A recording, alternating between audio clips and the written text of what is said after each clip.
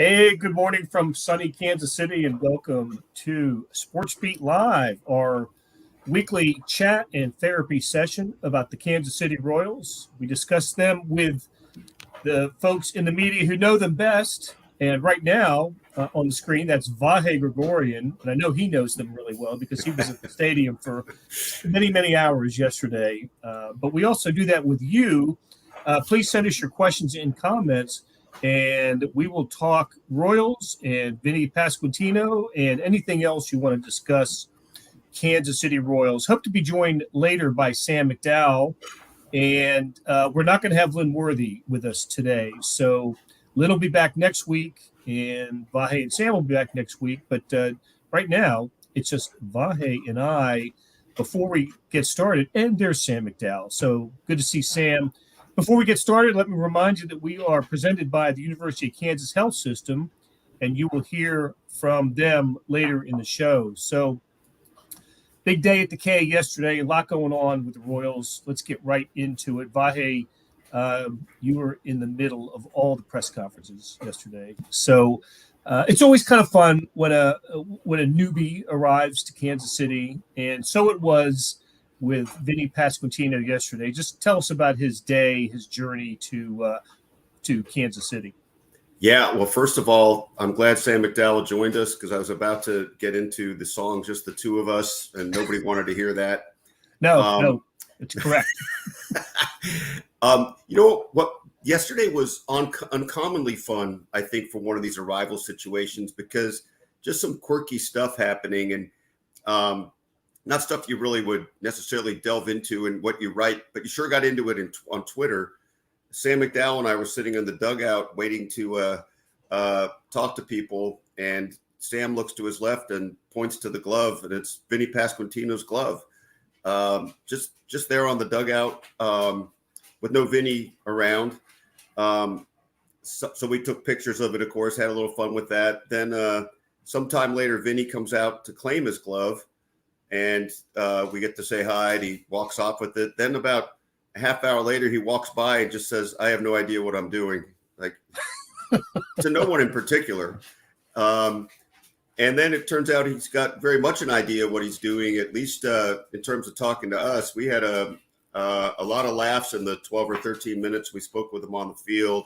And I know we shouldn't take away too much of an impression from that, but it's consistent with what we've heard about him.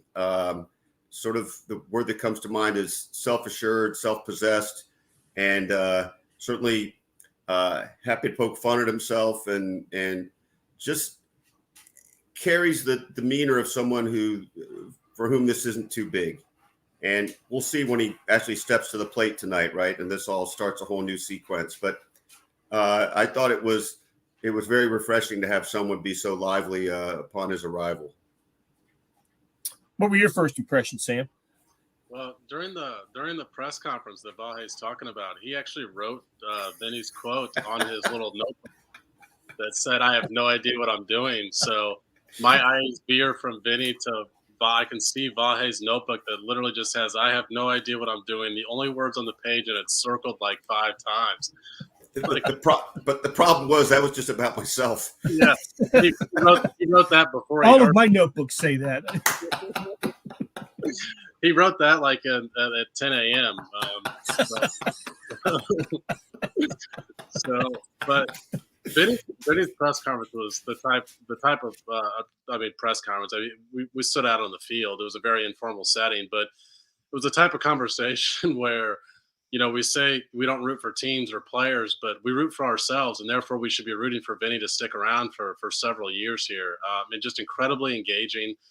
I actually talked to the scout that identified him this morning up in the Northeast, Jim Farr, and he said he told the Royals at one point, they called and asked, what about his makeup?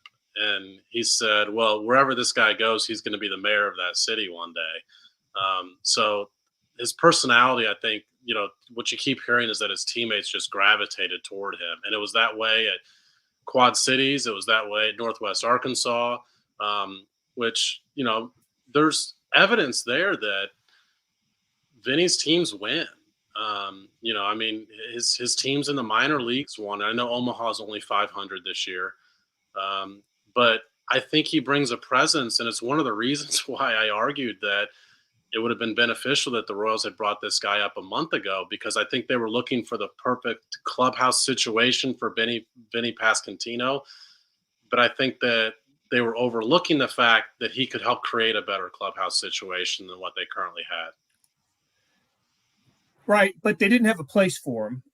That happened because the Royals traded Carlos Santana to the Seattle Mariners and got a couple of pitchers back in return. And we'll talk about that here in a moment. What I enjoyed about your coverage of Vinnie Monday in Kansas City was apparently left a load of laundry in the dryer and got in the car to make it down to Kansas City. I hope the laundry made it down today, the dry clothes. Well, it was a little unclear because I asked him about the laundry, actually. For some reason, it was a burning question to me. And he did talk about that, he was in his moment of calm with himself. He was waiting for the laundry to dry. But then he later mentioned that one of his teammates, since he had no dry laundry, all his clothes apparently were in the dryer. He must not have too big a wardrobe. One of his teammates, William Hancock, ironed pants and a white T-shirt for him. What was unclear to me was whether he took them out of the dryer and did these things, or offered up his own white T-shirt and pants. I think we'll be able to do a little more sleuthing sometime when there's a reason to really go back to the day that changed it all, or whatever this becomes. Hey, here's hoping there is a day. We could write about a day that changed it all for the Royals. Sam, what kind of player are they getting in Vinny? You mentioned he winning seems to follow him around, so that's really good to hear. But statistically, he's impressive in a couple of ways beyond his power. One thing I've noticed is whenever one of his home runs appears on social media, he just uncoils. It's a beautiful swing, and those balls seem to get a lot of distance. And kids running up the hill at Warner Park to chase down the home runs that have landed 30 feet beyond the fence. So what else are they getting in Vinnie Pasquantino? Yeah, I mean, it's the cliche light tower power. He was second in the International League, which is 20 teams of the AAA. He was second in home runs. He was second in OPS, and he leads in RBI. But the most unusual statistic, and I think what gives you the most optimism that his game can translate here, is he has more walks than strikeouts this year. In a day and age when a lot of players have said, to hell with strikeouts, it doesn't matter as long as I've got the power. Well, he brings the power without swinging and missing a lot. And, I think there's a ton of indicators that you look for if a guy is ready for the major leagues. But if that's not at the top of the list, it's in the top 3 or 4 items, as far as what are his walks and strikeout numbers, because that tells you how good is this guy's approach at the plate. Does he know what he's looking for up there, what he's doing up there? And, so I went through because I found it so unusual. He's got 37 walks, 36 strikeouts. He actually has as many extra base hits as he has strikeouts, the exact number, 36. But it struck me as so unusual that I went through the rest of the International League leaderboard, and I think there were 75, 76 players who have at least 6 home runs this year in that league. And he is the only one who has more walks than strikeouts among that group. I mean, that is how unusual his plate discipline is. And, I think we're all going to wonder at some point probably, about the timeline of the Royals bringing him up. We all wondered a month ago about the timeline of them bringing him up. And a lot of the feedback that I was receiving was they were unsure about the high fastball. And a couple weeks later, Vinny actually talked about that in an interview with Omaha Storms Chaser social media, that's what he was working on was the high fastball. And obviously that like I wrote, it literally accelerates at the next level. Those pitches are going to be faster, and there's some rise to them. We ironically heard Jackson Kowar talking last night after his outing that, he's trying to get more rise on his fastball. That there's different elements of a fastball here at the major leagues that I think he's going to see. And that's, it's time to find out how he can handle that. It's time to find out how he can handle it here, because we know he can handle it at Omaha.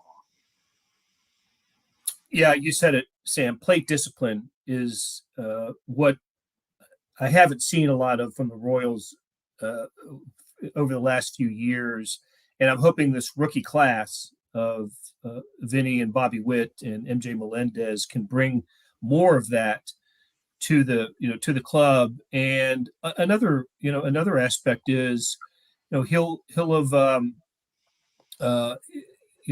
he'll have been influenced by the new batting coach as well, right? I mean, that's something that these young hitters have all have in common, is they have worked with Alec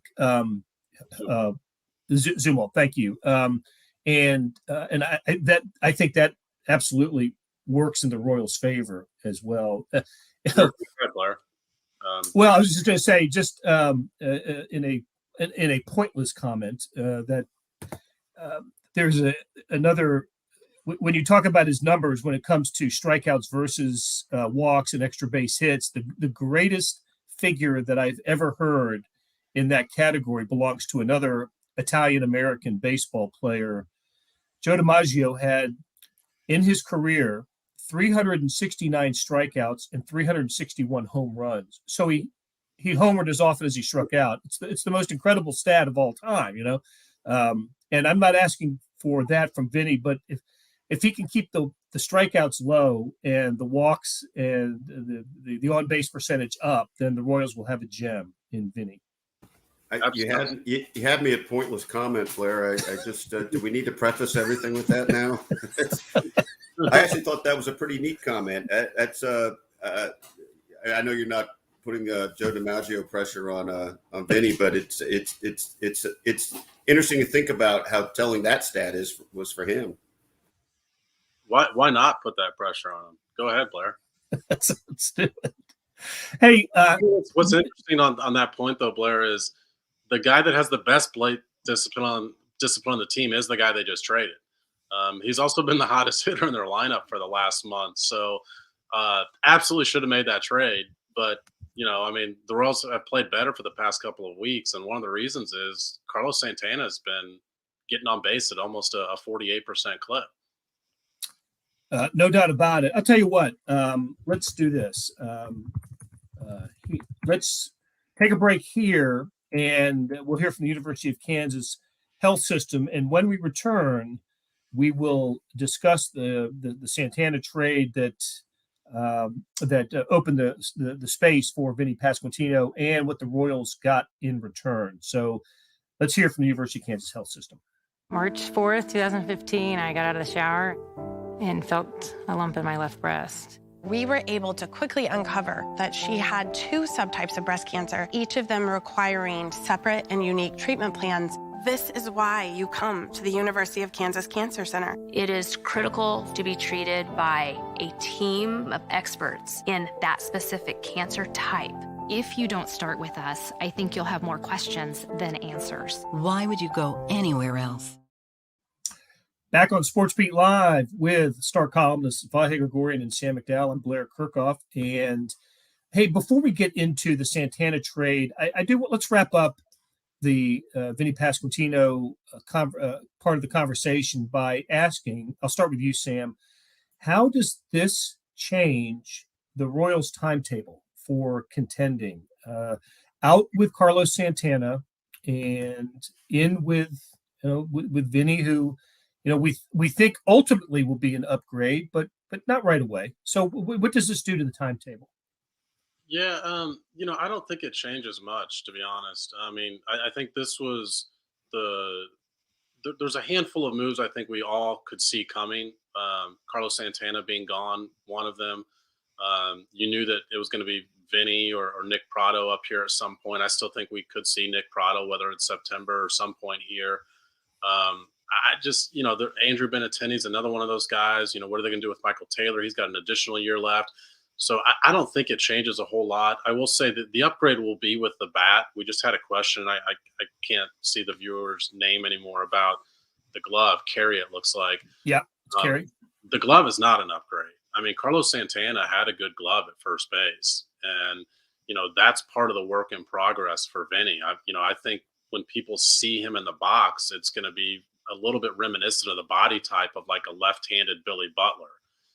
And so, he doesn't have, it's sort of that old school, just masher, the guy that just can get in the box and maul home runs. But by the way, he hits to all three fields. And that's one of the reasons that you see that his average is up. He's not a 220 hitter who's got 18 home runs in the minor leagues.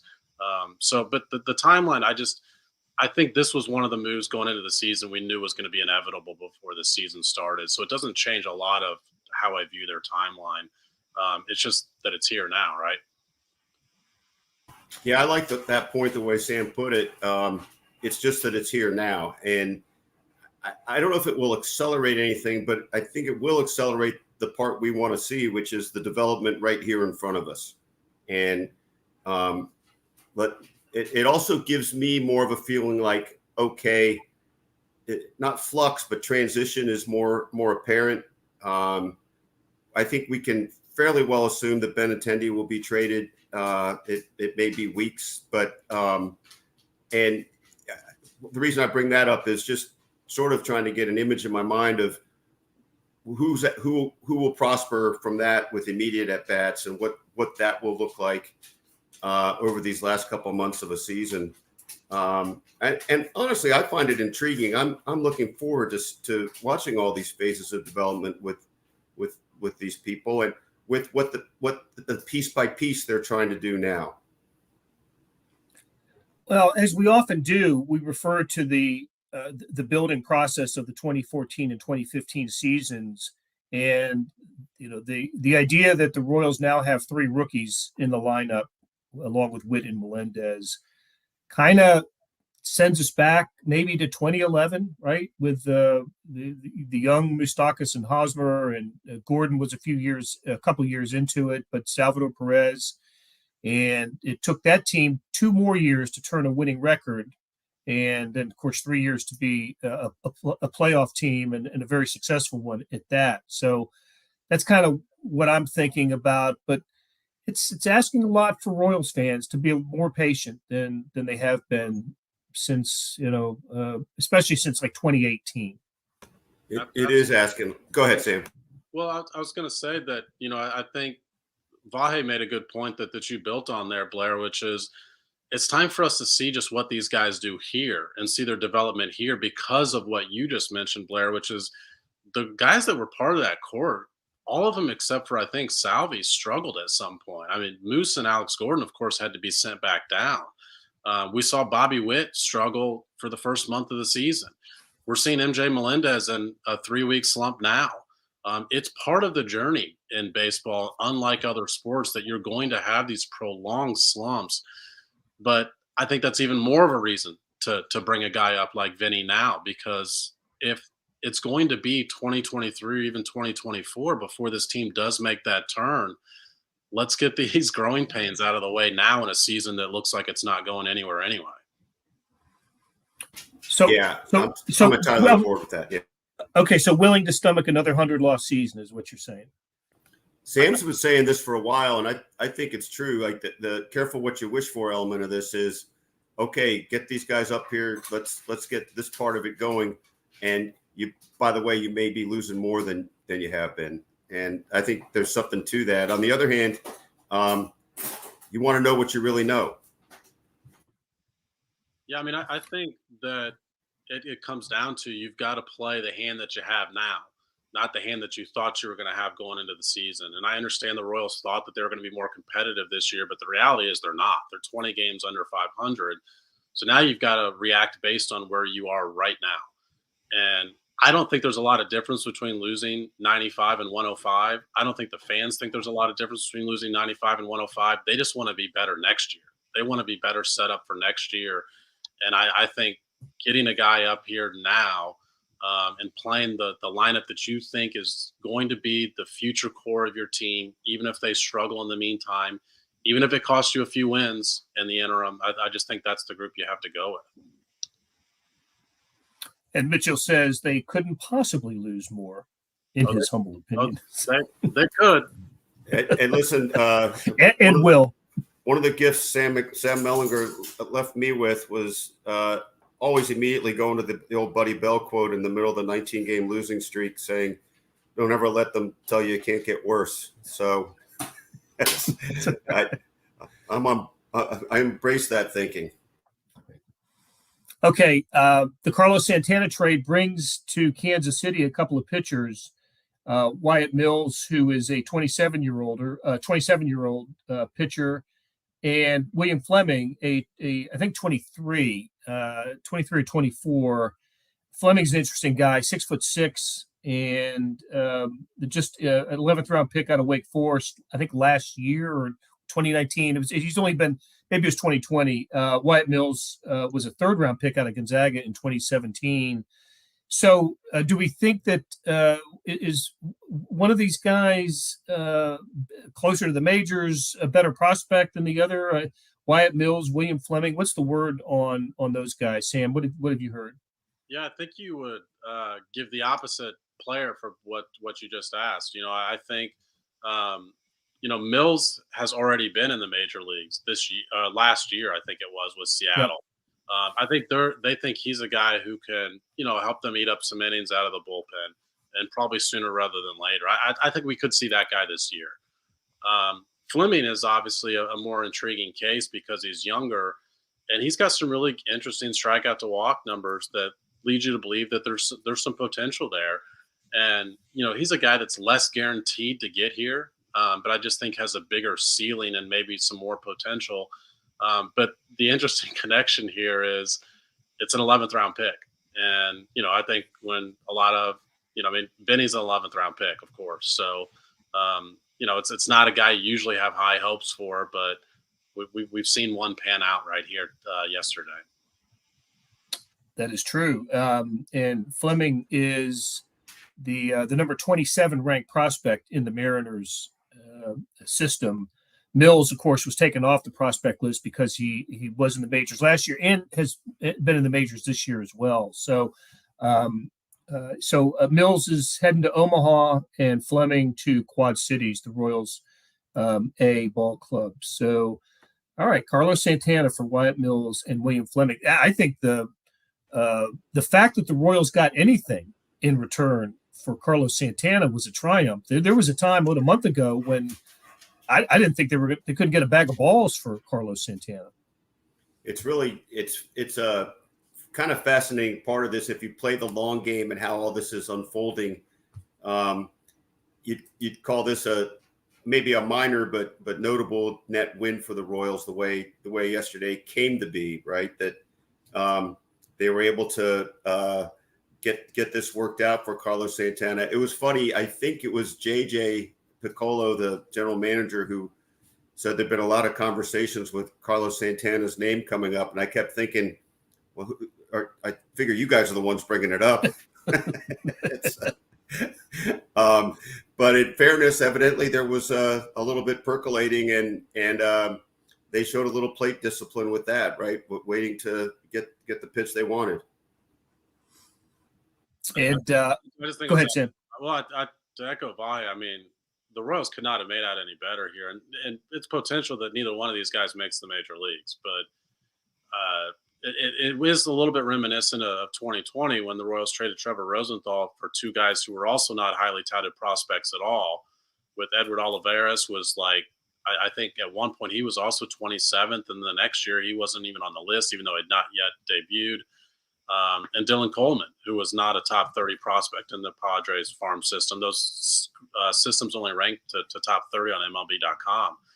And yesterday alone, Olivares is hitting cleanup, and Coleman is like a 7th inning guy now. So the fact that they got 2 even lottery tickets out of this deal when, heck, I mean, I'll put myself in this group. I mean, I'm one of the guys that a month ago thought they should just cut bait on Carlos Santana because it's time to play the young guys, create room for them however you can create room for them. And they waited and got a couple of players out of them.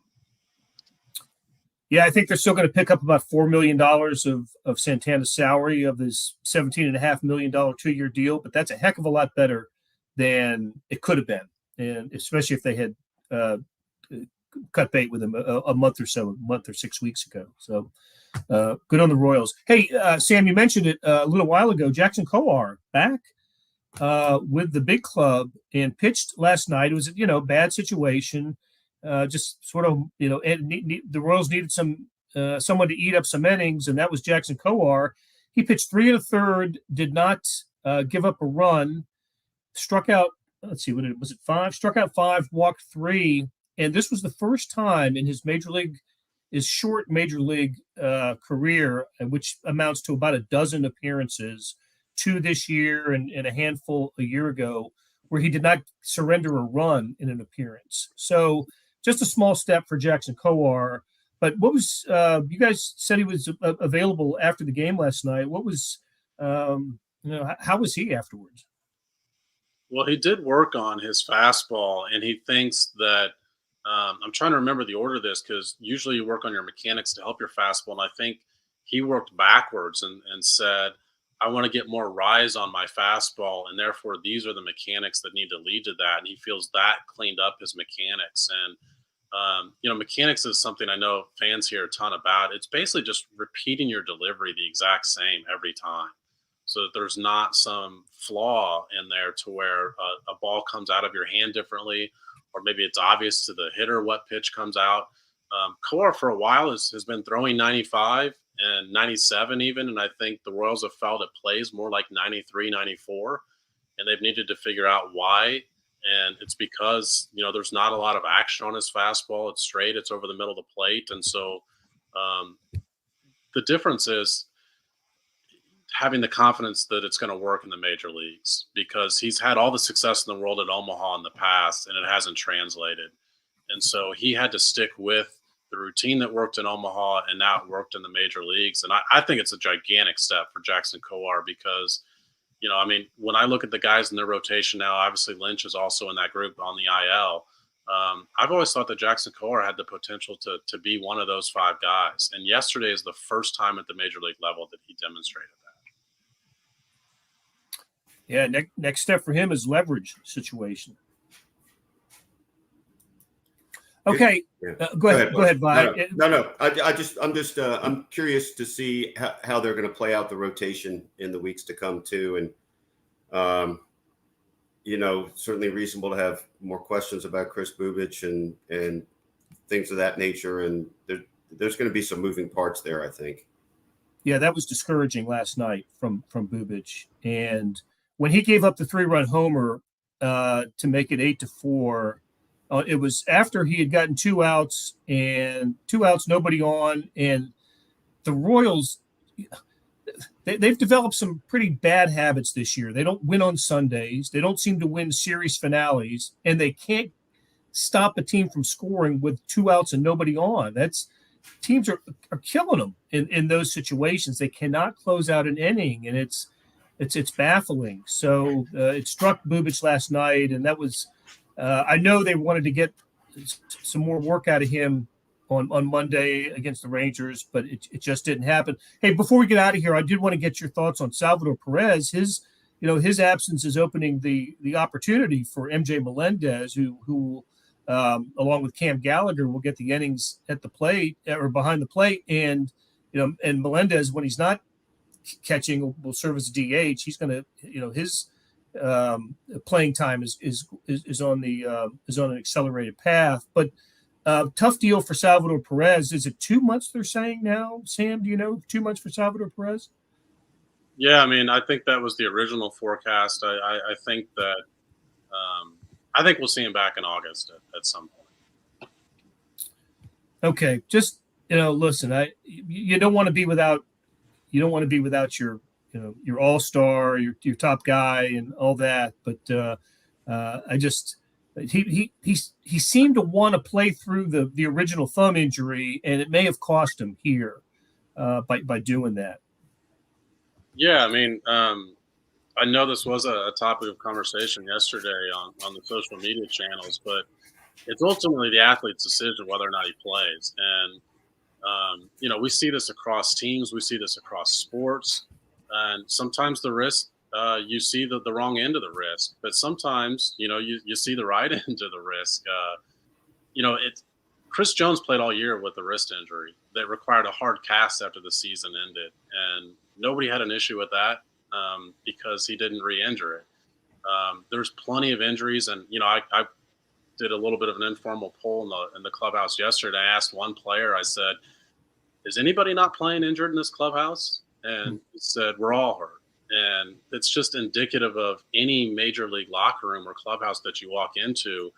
And when actually he said, I said, are you ever 100%? And he said on the first day of spring training, and the guy who sits next to him said, "You were 100% on the first day of spring training?" So they're all playing through injuries. And this wasn't a situation where the Royals tried to hide this. They literally talked about the splint that Salvador Perez was wearing on his thumb. We all knew Salvador Perez was trying to play through this. By the way, he hit 5 home runs in those 15 games when he came back, 17 games when he came back. So I just think it's a lot to do I shouldn't say about nothing, but it's without the context of that this is just a regular occurrence in any major league clubhouse or locker room you walk into. And it wasn't a tear. That's the big thing too. It's not a torn tendon or Achilles, right? Or not Achilles, but tendon or in his thumb. So, all right. Great conversation as always. Vahe Gregorian and Sam McDowell on Sportsbeat Live. And want to shout out today to Candy Bolden for producing today's show. Always a tip of the cap to the University of Kansas Health System as the presenting sponsor. We will be back next Tuesday with Vahe, Sam, and beat writer Lynn Worthy. Until then, take care.